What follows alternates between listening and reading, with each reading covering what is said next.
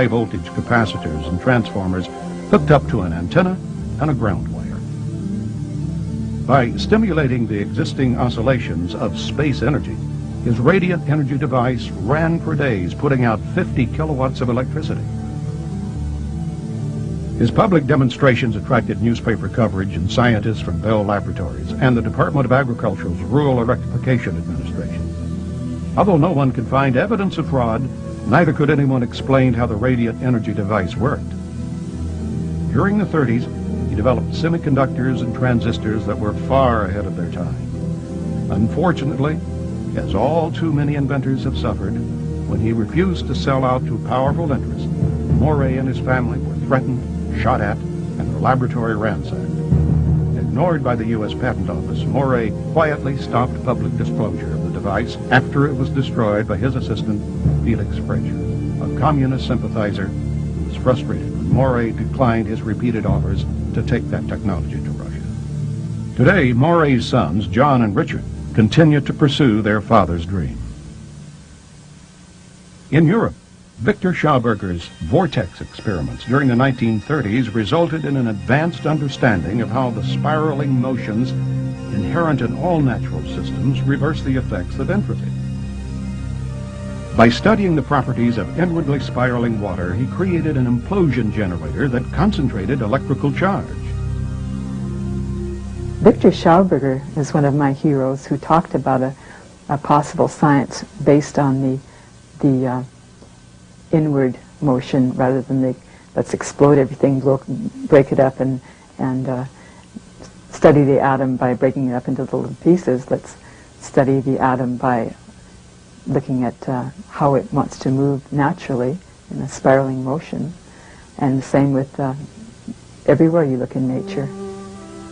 Schauberger's ideas became widely known before World War II when he was coerced to work for the Nazis on exotic discs that resembled flying saucers, as well as his energy generator. In 1958, he traveled to the United States, where he was told he could manufacture his devices. But he was duped into signing over all of his rights, and none of his inventions were ever developed. Returning to Austria, he died a bitter and broken man. Visionary philosopher, artist, and scientist Walter Russell's contributions to the understanding of energy are significant, even though ignored by mainstream academia. Russell's revised periodical table of the elements, based on a spiral, predicted many unknown elements and isotopes like plutonium and deuterium. His cosmological theories about the mystical nature of reality challenged physicists to think in terms of energy, light, and matter as one substance.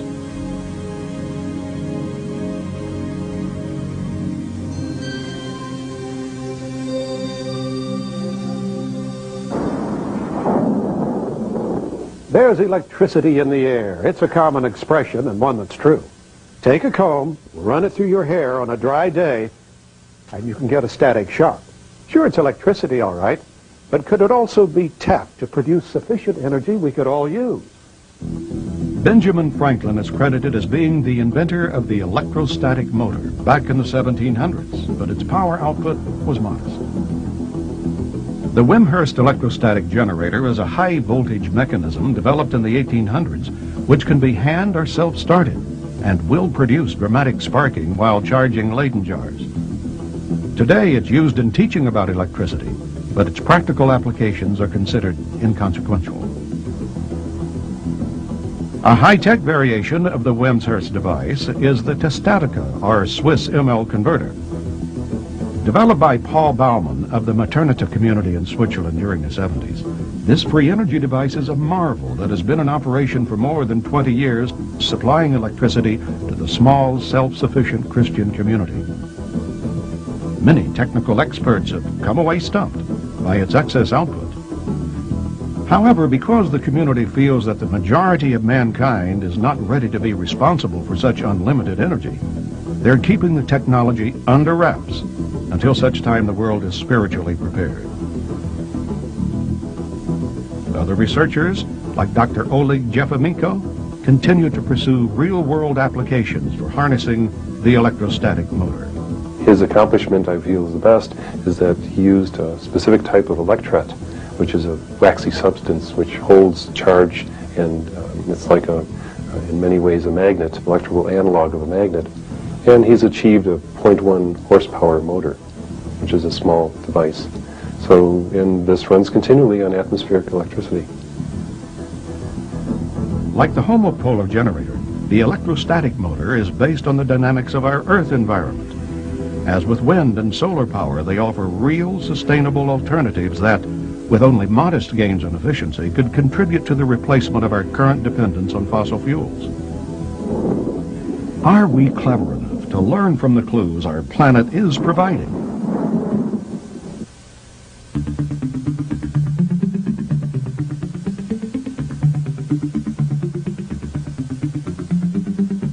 Upon the foundation of innovative thinkers and inventors like Tesla and Morey, the modern age of free energy research began. In the 1950s, as waves of flying saucer sightings occurred throughout the United States, and while an infant space program was trying to catch up with the Russians' launch of Sputnik, a man named T. Townsend Brown was busy on experiments that defied conventional understanding about electricity, gravitation, and propulsion.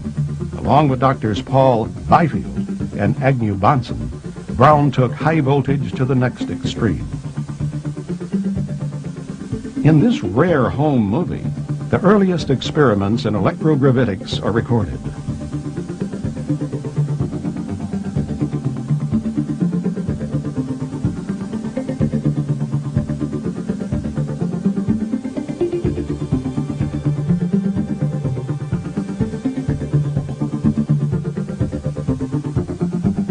By using high voltages over 20,000 and up to 200,000 volts, Brown discovered that highly charged capacitors would exhibit a noticeable thrust in one direction.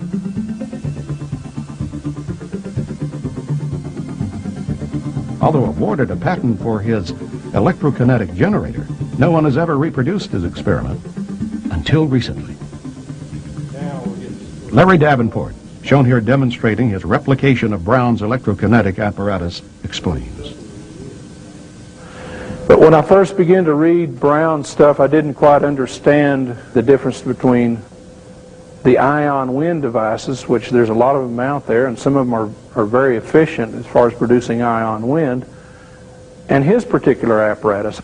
I finally decided to do Brown's work in 1994. I looked at his device. I'd tried several different things and they hadn't worked, and I thought, well, Brown is supposed to be the pioneer of this, or so the people that make the claims and that get the patents, they always refer to his name. So I thought, I'll go back and I'll try to do this.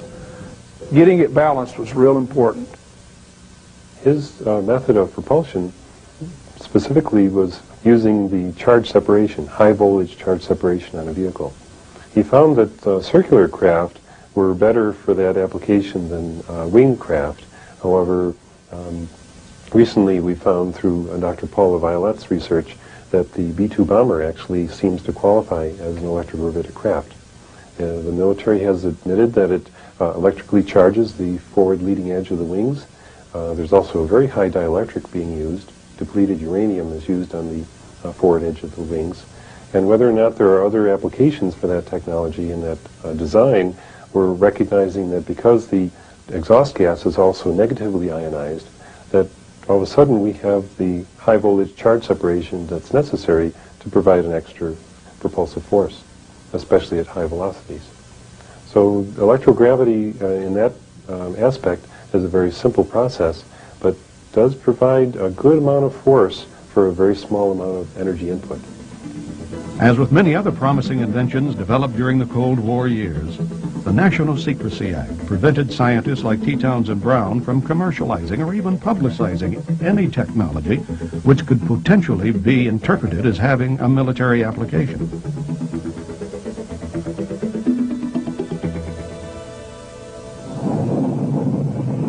The triumph of America's space exploration program gave way to the era of limits in the late 70s. The infamous energy crisis made us all aware of our dependence on finite resources. Many inventors promised dramatic results with devices they said would solve the crisis. Claims of over-unity, where power output exceeds input, were routinely announced, but when put to the test, most of their crude prototypes performed poorly, or not at all. Measuring methods were, and still are, extremely difficult to perform accurately. The few that did achieve modest gains in output were dismissed by mainstream academia and denied patents. And without patent protection, investors have no financial incentive to lay out the millions of dollars it takes to mass produce and market these devices, no matter how promising the technology. And after all, classical Newtonian dynamics got us to the moon, and Einstein's E = mc squared explained that energy could neither be created nor destroyed. Anything else which seemed otherwise was labeled perpetual motion, unworthy of scientific examination. When I started out in 1980, free energy was something that we didn't talk about. We talked about it behind closed doors. The conferences often were visited by people we didn't know, and the information was spread in various means so that all of a sudden non-conventional energy, which was a phrase we developed, was appearing in military solicitations. So it's a controversial topic that at that time actually had the connotation that there was something from nothing.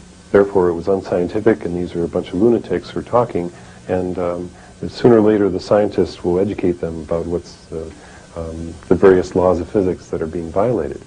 Well, most of the scientists equated any notion of a free energy or over unity device as being a perpetual motion machine, and therefore utter nonsense. You see, it's a play on words. The scientists interpreted it one way. The guys trying to do it are looking at it as an open system. Now, fortunately today, we have a type of thermodynamics. Nobel Prizes have been issued for it, to Prigogine, for example, for systems not in thermodynamic equilibrium that do have. They're open systems, and the energy does flow in from outside and through them. Those kinds of systems can produce over unity. It's all perfectly legitimate physics. Today, most scientists are unaware of the literature that the zero-point energy even exists, mainly because most scientists aren't physicists. Now, I went to school and I became getting a PhD in electrical engineering and systems engineering, and not one professor ever heard of it. And yet there it was in the library. So part of it is most scientists are specialists in their own area, and science today is very fragmented. Now, for those that know that the zero-point energy exists, they may argue, well, it's random in its nature, and therefore it can't be tapped as an energy source. But very recent work in thermodynamics by Ilya Prigogine, who won the Nobel Prize in 1978, shows how this energy could become self-organized if the proper systems conditions could be fulfilled. And that's what's happening in some of the experiments, in some of the inventions that are tapping this energy and producing anomalous energy. Another resistance is the physics community, especially, that really know about this energy, realize if you could tap it, everything would change. The nature of physics would change. The most important foundation of all physics would then be the quantum energy that's embedded in space, and really we don't understand it, and it's extremely mathematically difficult to do computations in it, and it turns out it's probably going to be the basis of string theory in the future. And therefore what seems to be nothing will actually be understood as a field effect, as a tapping of energy that is already available but can't be seen. Even the radio waves, for example, the television set is a good example. If you show that to a primitive tribe, it looks like a magical box. But it's literally converting invisible energy in the air to signals and pictures. The paddle wheel in the river that's used to power a mill, grind corn, is a free energy device. So is a windmill, for example. What we mean is we are taking the energy from an external source and using it. So it's an open system, and the environment of the system is furnishing a flow of energy into the system, which the system is then collecting and using. Primary requirements: it has to be an open system, it has to have an external source of energy to furnish the energy that we're going to use, and therefore it's no more mysterious than a windmill. And now we're coming full circle and realizing that physics and metaphysics, that some of the notions of the 19th century, such as the ether and the vortex, are now being dusted off, and those ideas are being melded with modern experiments, plus quantum mechanics and so forth, into this magnificent synthesis of what I call sacred science, of a whole new science, a whole new physics in which consciousness reigns supreme.